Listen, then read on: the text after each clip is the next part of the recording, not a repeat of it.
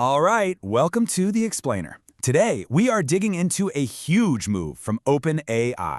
It's starting in just one country, but believe me, this could signal a massive shift in how AI gets sold, well, everywhere. They've just dropped a brand new subscription called ChatGPT Go, and it is laser-focused on the Indian market. So, let's dive right in. Okay, the very first thing you need to see is this number, because honestly, it changes the entire game. 399 rupees a month. That's it. We're talking, maybe $4 or $5 US? This just completely flips the script on what it means to pay for premium AI. It's so much more affordable than the plans we're used to. Right, so we're talking about a new plan for India. And you've got to understand, for now, this Go plan is only available in India. It's kind of like an experiment, and that's a huge deal because India is OpenAI's #2 market, right behind the US. So you see, this isn't just them throwing a new price out there. Nope, this is a super targeted play for a massive, and I mean massive, user base. And it gets better. They're not just letting you pay in rupees, they're letting you use UPI. Now, for anyone in India, this is just a massive win. First off, paying in local currency means you get to skip all those annoying bank fees and conversion charges. But adding UPI, that's the real game changer here. It means millions of people who maybe don't have a credit card or just prefer not to use one can now get in on this. It's a huge accessibility boost. Okay, so what do you actually get with Go? For 399 rupees, what's under the hood? Let's unpack the features of this new budget-friendly plan. We're going to see exactly what you get for your money, especially when you compare it to the free version that, let's be honest, a ton of us are using right now. So let's look at the core features of ChatGPT Go. And let me be clear, this is way more than just a tiny little boost. You're getting more consistent access to GPT-5, which basically means better, faster results without those annoying interruptions. But honestly, the real story here is that they're unlocking some serious pro tools.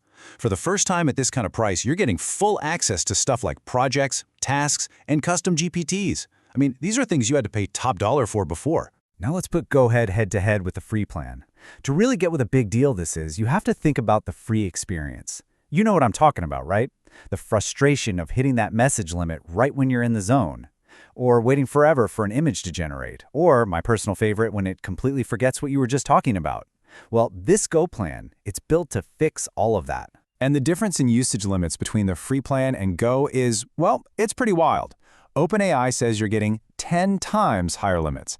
And that's not just on messages, it's on file uploads, image creation, the whole shebang.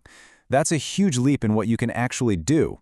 Plus, you get twice the memory, which just means it can remember your conversation for way, way longer. No more repeating yourself. Okay, let's really compare the features side by side. With the free plan, you're kind of playing a lottery. Your request goes to a model router, so maybe you get GPT-5, maybe you get something less powerful. It's inconsistent. But with the Go plan, you get consistent access to that flagship model. That's a big deal for quality. And again, for anyone who's a power user, getting full access to projects and custom GPTs, that's probably the biggest win. These are the tools that were always locked away behind that big premium paywall. So, what are you missing from the full Fat Plus plan? We've established it's a huge step up from the free version, but what's the catch? What do you not get compared to the premium 2,000 rupee tier? This is where the decision gets really interesting because the trade-off is pretty significant.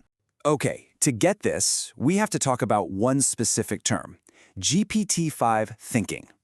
This is the single biggest thing you're not getting with the Go plan. And look, this isn't just another feature. This is OpenAI's crown jewel. It's their most advanced reasoning model, the one that's amazing at really complex problem solving and deep analysis. It's basically the reason people pay the big bucks for Plus. So, let's put ChatGPT Go and ChatGPT Plus side by side. The trade-off becomes crystal clear. With Go, you see that big red X next to advanced reasoning. That's GPT-5 thinking. That's the main sacrifice, right there. You're also missing out on some of the more niche, experimental stuff like Sora for video generation or the new agent mode. So when you look at it all, the entire decision really boils down to one simple question. Do you absolutely need the best, smartest, most powerful reasoning engine that OpenAI makes? And this leads us to the big question. Upgrade or downgrade? This is the central debate that's happening right now. Who is this plan actually for? Is it for the free user who wants to step up, or is it for the premium user who wants to save some cash and step down? The answer, well, it's not as obvious as you might think. So let's just ask it straight up. Is ChatGPT Go actually worth it? Is it worth your 399 rupees?